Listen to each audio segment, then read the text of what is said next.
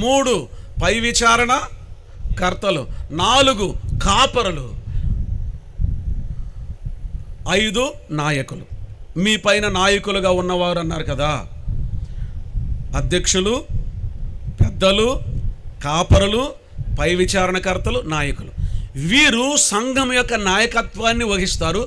మనకు ప్రస్తుతం అర్థమయ్యే భాషలో చెప్పాలి అంటే వీరు సంఘాన్ని కాచేటువంటి పెద్దలు. అపోస్తుల కార్యం 20 అధ్యాయం 28వ వచనంలో, దేవుడు స్వరక్తమిచ్చి సంపాదించిన తన సంఘమును కాయుటకు పరిశుద్ధాత్మ దేనియందు మిమ్మల్ని అధ్యక్షులనుగా నియమించను, ఆ యావత్తు మందను గూర్చి మీ మట్టుకు మిమ్మల్ని గూర్చి జాగ్రత్త కలిగి ఉండుడి. ఎవరంట నియమించాడు? ఎవరు నియమించారు? పరిశుద్ధాత్మ. కనుక పరిశుద్ధాత్మ ఎవరైతే నియమిస్తారో వారు నాయకత్వం చేయాలి సంఘంలో. ప్రస్తుతం ఉండే సంఘాల్లో పెద్దలు పరిశుద్ధాత్మ నియామకమా లేక యెరోబాము నియామకమా? యెరోబాము నియామకం ఏంటి చెప్పండి? తనకి ఇష్టమైన వారిని, తనకు అనుకూలైన వారిని, తనకు బంధువులైన వారిని, తన ఇంటి పేరు ఉన్న వారిని, తన కులస్తులను, ఇంకేమేమో చెప్పండి. ఇవన్నీ నేను చెప్పకూడదు, అయినా చెప్తున్నాను. పరిశుద్ధాత్మ దేనియందు మిమ్మల్ని అధ్యక్షులనుగా నియమించను. ప్రస్తుత దినాల్లో సంఘాల యొక్క దుస్థితి గల కారణం నకిలీ నాయకత్వం. నిజంగా క్రీస్తు శిరసత్వం కింద దేవుని మహిమ కొరకై పరిశుద్ధాత్మ నడిపింపగలిగిన పెద్దలు సంఘాల్లో ఉంటే ఎంత ఆశీర్వాదకరం. యెరోబాము నాయకత్వం. ముందుకు వెళదాం, అక్కడ ఎక్కువసేపు ఉండను. 32వ వచనం చదువుతున్నాను చూడండి. వచనము 32. మరియు యెరోబాము యోధా దేశమందు జరుగు ఉత్సవము వంటి ఉత్సవమును 8వ మాసము 15వ దినమునందు జరుపు నిర్ణయించి బలిపీఠం మీద బలులు అర్పించుచూ వచ్చాను. ఈ ప్రకారం బేతేలు నందును తాను చేయించిన దూడలకు బలులు అర్పించుచుండెను. మరియు తాను చేయించిన ఉన్నతమైన స్థలమునకు యాజకులను బేతేలు నందు ఉంచెను. మనకి ఇక్కడ గుర్తుండాల్సిన మాట ఏంటంటే 8వ మాసము 15వ దినమున. ఇప్పుడు యెరూషలేములో పండుగలు జరుగుతాయి. ధర్మశాస్త్ర ప్రకారము ఇశ్రాయేలీలకు 7 పండుగలు ఉన్నాయి. 7 పండుగలలో పస్కా పండుగ, పులిన రొట్టెల పండుగ, ప్రథమ ఫలముల పండుగ, పెంతెకోస్తు పండుగ, బూరల పండుగ, ప్రాయశ్చిత్తార్థ పండుగ, పర్ణశాలల పండుగ. లేవియకాండం 23వ అధ్యాయంలో మీరు తర్వాత చదువుకోవచ్చు ఆ సంగతులు. అయితే ఇప్పుడు ప్రశ్న ఏమిటి అంటే జాగ్రత్తగానండి, వారికి ఇవ్వబడిన ఈ 7 పండుగలలో 8వ మాసము 15వ దినమున ఏదైనా పండుగ ఉందా? నేను చెప్పాను కదా ఎన్ని పండుగలు? 7 పండుగలు. పస్కా పండుగ, పులిన రొట్టెల పండుగ, ప్రథమ ఫలముల పండుగ, పెంతెకోస్తు పండుగ, బూరల పండుగ, ప్రాయశ్చిత్తార్థ పండుగ, పర్ణశాలల పండుగ. ఇవి ఇశ్రాయేలీయులకు ఏ మాసము ఏ తేదీన ఆ పండుగలన్నీ చెయ్యాలో అవన్నీ కూడా వివరంగా వాళ్లకు చెప్పబడ్డాయి. ధర్మశాస్త్రంలో లేఖనాల్లో చెప్పబడ్డాయి. నా ప్రశ్న ఏమిటి అంటే, ఇప్పుడు బేతేలులో ఒక పండుగను ప్రకటించాడు. ఎవరు?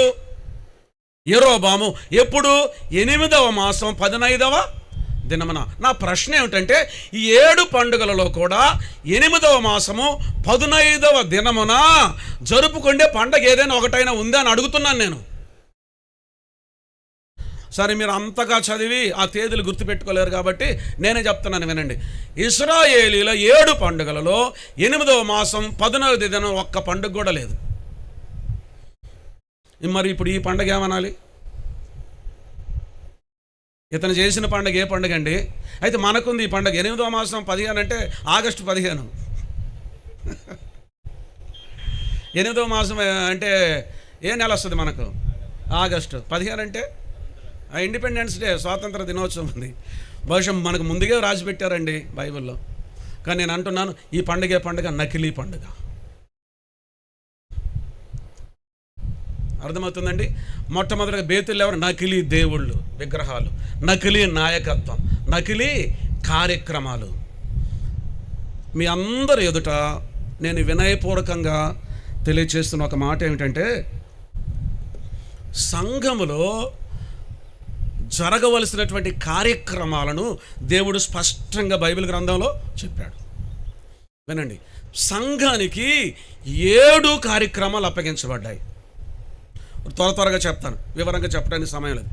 1, అపోస్తుల కాలం 2:45 వీరు అపోస్తుల బోధ యందును సహవాసమందును రొట్టె విరుచుటందును ప్రార్థన చేయటం ఎడతెగక ఉండి 7 కూడికలు చెప్తాను వినండి. సంఘానికి ఇవ్వబడిన 7 కూడికలు. 1, వాక్య ధ్యాన. ఇవన్నీ వాక్యంలో ఉన్నాయి, తర్వాత చూసుకోండి. బైబిల్ స్టడీ ఉందా లేదా మనకు? వాక్య ధ్యాన కూడిక. 2వది విజ్ఞాపన అనగా ప్రార్థన కూడిక ఉందా లేదా? 3వది ప్రభు కృపను బట్టి సహవాసంగా కూడుకుంటాం. సహవాస కూడికలు ఉన్నాయా లేదా? తర్వాత వాక్య కూడిక, సహవాస కూడిక, ప్రార్థనా కూడిక, రొట్టె విరుచు కూడిక. రొట్టె విరిచే కూడికలు మనం కూడుకుంటాం. తర్వాత సువార్త ప్రకటించాడు పౌలు, సువార్త కూడిక ఉంది.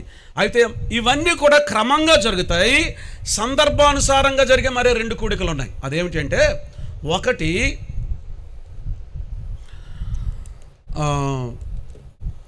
అపోస్తుల కార్యముల గ్రంథం 13వ అధ్యాయంలో మిషనరీస్ను సువార్తకు పంపించేటప్పుడు సంఘము కూడుకొని ప్రార్థన చేసి వారిని పంపించారు. మిషనరీలను పంపించే కూడిక సంఘము కలిగి ఉంది. అది అకేషనల్, సందర్భాన్ని బట్టి. మరి ఒక కూడిక ఏంటో తెలిసిన, ఇది జాగ్రత్తగా ఆలోచన చేయాలి. కొరింథీయులకు రాసిన మొదటి పత్రిక 5వ అధ్యాయంలో భయంకరమైన జారత్వం ఉంది. అక్కడ ఏం చెప్పాడు తెలిసిన, సంఘము చర్య తీసుకోలేదు, నైతికమైన పాపము సంఘములో జరుగుచున్నప్పుడు సంఘ పెద్దలు కూడుకొని ప్రార్థన చేసి నిర్ణయం చేసి ఆ విషయమైన చర్య తీసుకోవాలి. లేనట్లయితే పులిసిన పిండి ముద్దంతయు పులియజేయును. నైతిక పైన పాపం సంఘంలో కనపడితే పెద్దలు కూడి వచ్చి చర్య తీసుకోవాలి. లేకపోతే పులిసిన పిండి ఏమవుతుంది? ముద్దంతా పులే చేస్తుంది, కొరుకుడు పుండులాగా పాతు, ఇతరులు కూడా చెడిపోయే అవకాశం ఉంది. ఇది 7వది. వాక్యం, ప్రార్థన, సహవాసం, రొట్టె విరుచుట, సువార్త, మిషనరీ, చర్య తీసుకునే కూడిక, సంఘానికి ఇవ్వబడ్డ కూడికలు. అయితే ఇప్పుడు గమనించండి, వాక్యములో చెప్పబడిన వాటిని మనం చేసే విషయంలో అలక్ష్యము కలిగి ఉన్నాం, కానీ లేని వాటిని చేయటానికి మనకి ఎంత ఉత్సాహమో. మన మాట అర్థమవుతుందా మీకు? ఇవి సంఘములో ఉన్నాయి, చెయ్యాలి. కానీ సంఘములో చెప్పబడినవి, ప్రస్తావించబడినవి, సంఘానికి సంబంధం లేనివి వేరే వేరే వేరే వేరే కార్యక్రమాలు ఏవైతే ఉన్నాయో వాటన్నిటిని ఎంత ఉత్సాహంగా జరుపుతాం మనం. అందరూ బైబిల్ స్టడీకి వస్తున్నారా? అందరూ ప్రార్థనా కూడికి వస్తున్నారా? అందరూ రొట్టె విరిచే కూడికి వస్తున్నట్టు ఎక్కువ మంది వస్తారులేండి. అందరూ సహవాస కూడికు వస్తూ ఉన్నారు, అందరూ సువార్త కూడికు వస్తున్నారు. సార్, అవి 2 అకేషనల్, మిషనరీస్ చర్య తీసుకునే కూడిక. వీటికి ఎక్కువ వస్తున్నారా? క్రమంగా వస్తున్నారా? రారు. కానీ వీటికి వాక్యానికి సంబంధం లేని, వాక్యములో జరగని వేరే వేరే కూడికలు ఏవైనా కానీ పెడితే అప్పుడు ఎలా వస్తాడు? తండోపతండాలుగా వస్తారు. మీకు చెప్పాలో చెప్పకూడదో కానీ చెప్పాలనిపిస్తుంది. సరే, ఒక మాట చెప్తాను వినండి. బైబిల్ స్టడీకి వాక్య కూడెక్కు, రొట్టె విరిచే కూడెక్కు, సహవాస కూడెక్కు, సువార్త కూడెక్కు ఎలా వస్తారు? ఒకవేళ డిసెంబర్ 25 కనుక కూడికి పెడితే దానికి ఎలా వస్తారు? ఎక్కువ వస్తారా?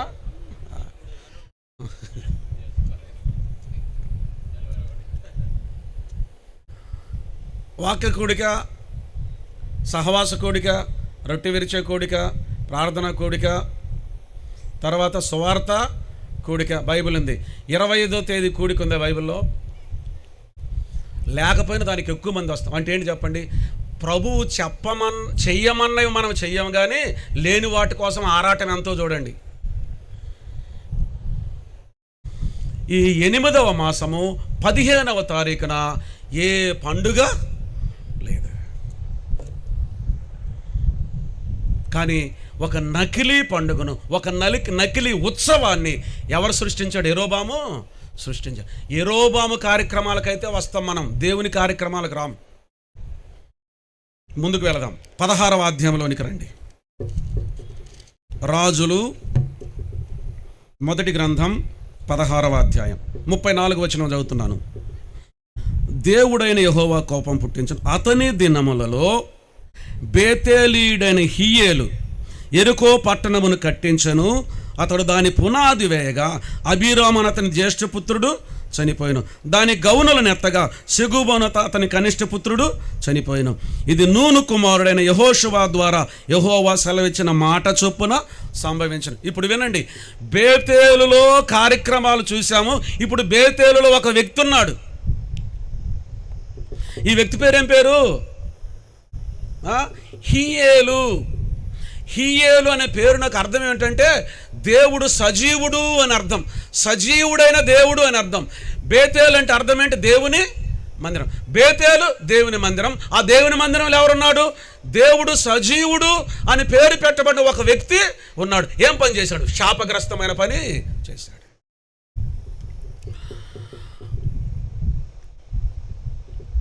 యెహోషువ గ్రంథం 6వ అధ్యాయంలో యెహోషువ ఒక మాట చెప్పాడు యెరికో పట్టణాన్ని గురించి. పునాది వేస్తే జ్యేష్ఠ కుమారుడు చనిపోతాడు, గౌనులను ఎత్తితే కనిష్ఠ కుమారుడు చనిపోతాడు అని చెప్పాడు, స్పష్టంగా చెప్పాడు. కానీ హియ్యేలు ఏం చేశాడు? దాని పునాది వేశాడు, దాని గౌనులను ఎత్తాడు. తన జ్యేష్ఠపుత్రుడు చనిపోయాడు, తన కనిష్ఠ పుత్రుడు కూడా చనిపోయాడు. ఇప్పుడు ప్రశ్న ఏమిటంటే హియ్యేలుకు సంతానం ఎంతమంది?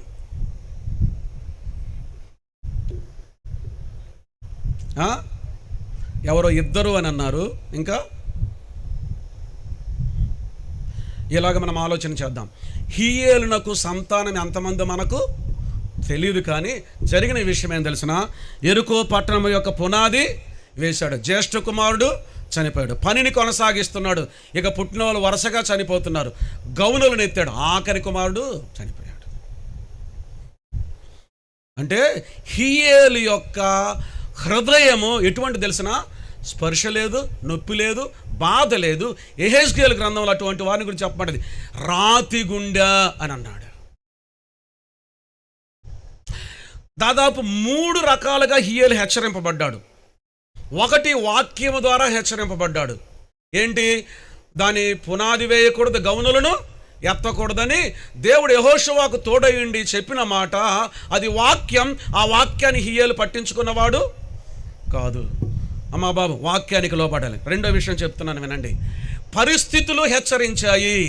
జ్యేష్ఠ కుమారుడు చనిపోయాడు, పనిని కొనసాగిస్తూ ఉన్నాడు. ఎంతమంది ఉన్నారు? వరుసగా చనిపోతున్నారు. అయినా కూడా పరిస్థితుల్లో కూడా లోబడినవాడు కాదు. మూడవది ఇలాగ నేను అనుకుంటున్నాను, ఏంటి తెలిసిన, ఒకవేళ ఆ బేతేలులో ఉండే తోటి సహోదరులు హియ్యేలు, ఏంటి నువ్వు చేస్తున్న పని? దేవుడు యెహోషువ ద్వారా సెలవిచ్చినట్లుగా యెరికో పట్టణం యొక్క పునాది వేస్తే జ్యేష్ఠపుత్రుడు చనిపోతాడని చెప్పాడు కదా, అలాగే జరిగింది కదా. పనిని కొనసాగిస్తున్నావు, వరుసగా చనిపోతున్నారు కదా, ఇంకెంతకాలం ఈ పనిని కొనసాగిస్తావు? ఆపివేయి అని హెచ్చరించినప్పుడు వినినవాడు కాదు. కనిష్ఠ పుత్రుడు చనిపోయేంత వరకు ఆ పనిని కొనసాగించాడు. వాక్యమును గురించిన నొప్పి, బాధ, స్పర్శ లేదు. పరిస్థితుల గురించిన నొప్పి, బాధ, స్పర్శ లేదు. తోటి వారిని గురించిన నొప్పి, స్పర్శ, బాధ లేదు. హియ్యేలు హృదయము రాతి గుండె. క్రొత్త నిబంధన గ్రంథ భాషలో మనం చెప్పుకోవాలంటే వాత వేయబడిన మనస్సాక్షి. వినండి, బేతేలులో గనక నకిలీ విగ్రహ సాంప్రదాయాలు కనుకుంటే, విగ్రహ సాంప్రదాయాలు, నకిలీ లేదు, ఒరిజినల్, అన్ని విగ్రహ సాంప్రదాయాలు.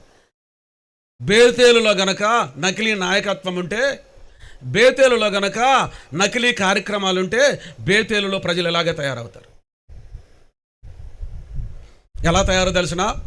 దేవుని భయం ఉండదు, విచ్చలవిడి తనం, పాపం అంటే లెక్క లేదు, తమ ఇష్టానుసారంగా ప్రవర్తిస్తారు.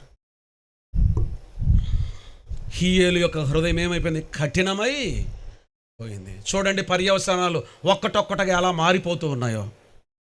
చివరికి ఇంకొక విషయాన్ని మాత్రం నేను చూపిస్తాను. చూడండి, రాజులు 2వ గ్రంథంలోనికి రండి.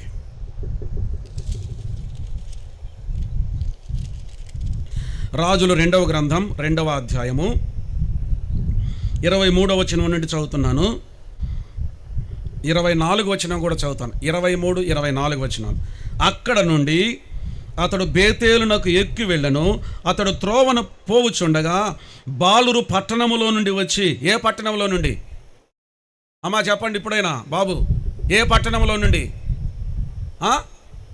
బేతేలు పట్టణములో నుండి వచ్చి, బోడివాడా ఎక్కిపొమ్ము, బోడివాడా ఎక్కిపొమ్మని అతను అపహాస్యం చేయగా, అతడు వెనుకకు తిరిగి వారిని చూచి యెహోవా నామమును బట్టి వారిని శపించెను. అప్పుడు 2 ఆడు ఎలుగుబంట్లు అడవిలో నుండి వచ్చి వారిలో 42 బాలురను చీల్చి వేశాను. బేతేలులో నుండి కొందరు బాలురు వచ్చి ఏం చేస్తున్నారు చెప్పండి? ప్రవక్తను ఎలీషాను అపహాసం చేస్తున్నారు, హేళన చేస్తున్నారు, ఎగతాళి చేస్తున్నారు. ఎవరు వీళ్ళు? బేతేలులో ఉన్న బాలురు. తర్వాత తరం చెడిపోయింది.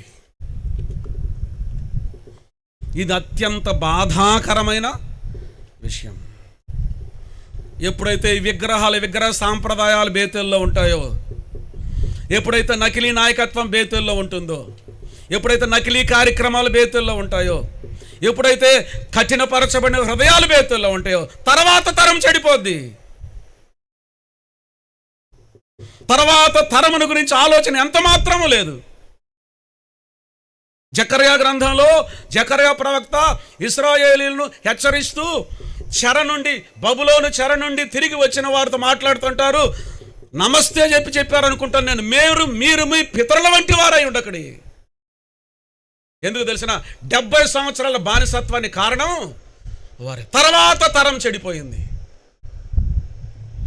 బేతేల్లో ఉండే బాలురు పిల్లలు ఎలా తయారయ్యంట? ప్రవక్తలను ఎగతాళి చేసేవారుగా తయారయ్యారు. ఇలాగ అనిపిస్తుంది.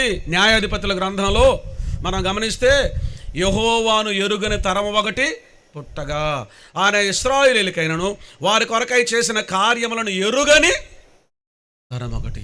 తర్వాత తరం ఎలా వస్తుంది చెప్పండి? ఇదంతా విచారకరమైన. క్రీస్తునందు ప్రియమైన వాళ్ళ మనం శాశ్వతం కాదు. మన తర్వాత ఏముంది? ఒక తరం ఉంది. ఈ మాట చెప్పాలో చెప్పకూడదు కానీ చెప్తున్నాను. ఇంకొన్ని రోజులు పోతే బ్రదర్ అన్న సంఘాలు ఎరుగని తరం ఒకటి పుట్టగానే వస్తుందేమో అనిపిస్తుంది. మారిపోయినాయి పరిస్థితులు, మారిపోతూ ఉంటాయి. తర్వాత తరం యొక్క బాధ్యత ఇప్పుడున్న తరం మీద ఉంది. కారణం, ఎవరు శాశ్వతం కాదు. యెరూషలేం బేతేలు పట్టణం నుండి వచ్చిన బాలురు ఎలీషాను అపహాస్యం చేశారు, ఎగతాళి చేశారు. కారణం ఏం తెలిసిన? దేవుని మందిరములో అనగా జీవమగల దేవుని సంఘములో జనులు ఎలాగూ ప్రవర్తించవలను అలాగూ ప్రవర్తించటము లేదు. కాబట్టి సంఘానికి క్రమం ఉంది, సంఘానికి క్రమశిక్షణ ఉంది, సంఘానికి లేఖనం ఉంది, సంఘానికి శిరస్సు ఉన్నాడు, సంఘములో నడిపింపు ఉంది, సంఘములో దైవ సన్నిధి ఉన్నది. మధ్యవర్తిత్వం, క్రీస్తు మధ్యవర్తిత్వం కలిగిన సంఘం, క్రీస్తు ఆశీర్వాదం కలిగిన సంఘం, క్రీస్తు వాగ్దానాలు కలిగిన సంఘం. దేవుని మహిమ కొరకై నిలిచే సంఘాలుగా మనవి ఉండాలి. విగ్రహాలు, విగ్రహ సాంప్రదాయాలు, ఆచారాలు, ధనాపేక్ష, నకిలీ నాయకత్వం, వాక్యానుసారం కాని నాయకులు, వాక్యముల అర్హత లేని నాయకత్వం, నకిలీ కార్యక్రమాలు, వాక్యానికి సంబంధం లేని కార్యక్రమాలు. చాలామంది ఇప్పుడు కొత్త కార్యక్రమాలు ఏర్పాటు చేసి వీధులలో డీజేలు పెట్టి తర్వాత పరిగెడతా విజిల్స్ ఈలలు వేసుకుంటా సంబరాలు చేస్తూ ఉన్నారు. దేవుని పేరున. తెలుసా తెలీదా మీకు? ఎక్కడి నుంచి వచ్చాయి ఈ కార్యక్రమాలు? ఎవరు చెప్పారు? రన్ ఫర్ జీసస్ అని సువార్త ప్రకటించమని చెప్పాడు ఆయన. నేరుగా చెప్తున్నాను, ఏం భయం లేదు. యవనస్తులైన వారు గంతులు వేస్తూ ఎగురుతూ డీజేలు పెట్టుకొని రంగులు చల్లుకుంటూ ఏంటి సాంప్రదాయం, ఏమిటి సంస్కృతి? ఎంత సిగ్గుకరం. సంఘానికి సంబంధం లేదు, వాక్యంలో లేని కార్యక్రమాలు. హృదయాలు కఠినపరచబడ్డాయి. తర్వాత తరము చెడిపోయింది. క్రీస్తునందు ప్రియమైన వారలారా, ఇప్పటికైనా జాగ్రత్త వహించుదాం.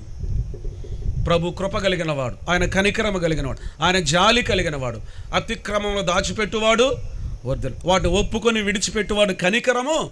ప్రభు పాదాల మీద పడి సాగిలపడి, ప్రభువా మా పొరపాట్లు, మా అవిధేయతలు, మా అక్రమాలు దయతో క్షమించు ప్రభువా, మమ్మను పునరుద్ధరించు, మమ్మను పురికొల్పు, మమ్మల్ని పునరుజ్జీవింప, మమ్మను బాగు చేయని ప్రభు పాదాలు పట్టుకొని కన్నీళ్ళు విడుచుదాం. విలాప వాక్యముల గ్రంథంలో అన్నాడు కదా, నీవు లేచి రేయి మొదటి జామున నీ పసిపిల్లల కోసం నువ్వు ప్రార్థన చేయి, కన్నీరు విడు. తర్వాత తరం జనభరితమైన పట్టణం ఎట్లు ఏకాకి దుఃఖాక్రాంతురాలైన, అది విధవరాలి వంటిది, ఆయన కారణం పితరులు. మన తర్వాత వారి పరిస్థితి ఏంటో అనుకుంటే ఆందోళన కలుగుతూ ఉంది. ఎలా ప్రియమైన వాళ్ళరా? ప్రభు మనల్ని కనికరిస్తాడు, ఆయన కృప చూపుతాడు. బేతేలు క్రీస్తున్నాడు, బేతేలు ఆశీర్వాదం అన్నది, బేతేలు వాగ్దానం అన్నది. బేతేల్లో మన జీవితాలు సవరించబడాలి, సరిచేయబడాలి. ప్రభు వైపు చూద్దాం, కనికరమ గల దేవుడు, కృప కలిగిన దేవుడు. ప్రభు వైపు చూద్దాం, ఆయన వరకు కనిపెడదాం.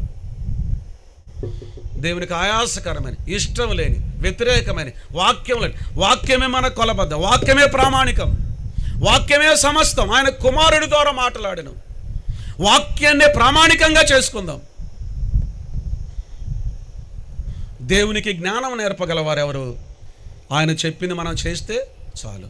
మన తెలివితేటలు ఉపయోగించి కొత్త కొత్తవి కనిపెట్టాల్సిన అవసరం, ఆయన చెప్పింది మనం చేస్తే చాలు. ప్రార్థన చేసుకుందాం.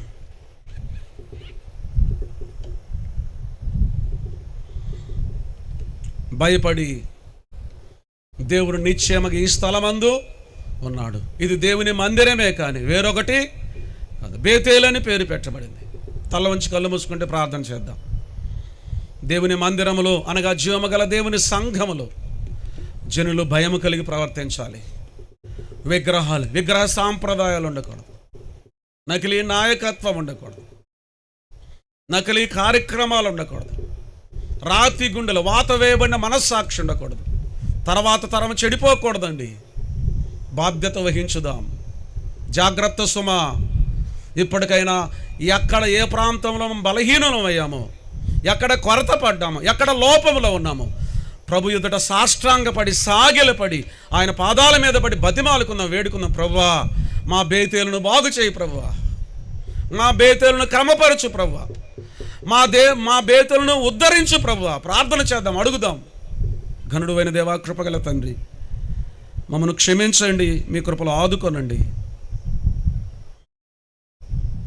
మేమున్న బేతేలను బాగు చేయండి ప్రభువా. మీరు కృప కలిగిన దేవుడు, కనికరమ కలిగిన దేవుడు. మీ యొద్ద విమోచన దొరుకును, మీ యొద్ద కృప దొరుకును. మీ కృపలో ఆదుకొనమని ప్రార్థన చేస్తూ, ఘనత మహిమ ప్రభావం మీకు ఆరోపిస్తూ, మీ కృపలో మమ్మల్ని ఆదుకొనమని ఆశతో మీ వైపు చూస్తూ, కనికరమ గల తండ్రి మిమ్మల్ని స్తుతిస్తూ, మీ ప్రియకుమారుడు మా ప్రభువును రక్షకుడునైన క్రీస్తు యేసు వారి నామము పేరట స్తుతులు స్తోత్రాలు చెల్లించుకుంటూ వేడుకుంటున్నాము తండ్రి. ఆమేన్.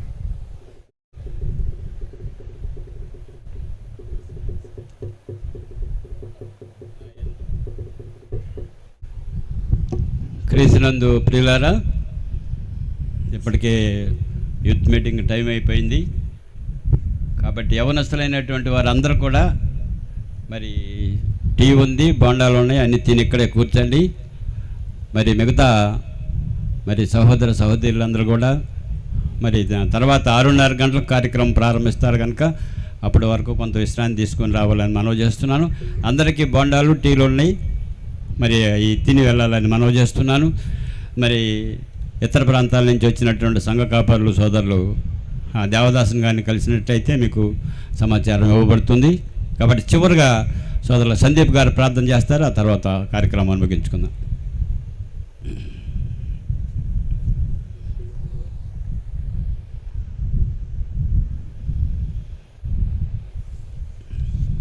పరిశుద్ధుడైన మా తండ్రి, మీ పరిశుద్ధ పాదాలకు వందనాలు. ఇంతవరకు మీ దాసుల్ని ఇరువురు మీరు నిలవబెట్టించి మీరు అందించిన ప్రతి మాటను బట్టి మీకు వందనాలు. విని నా హృదయంలో మీ కార్యం జరిగించండి.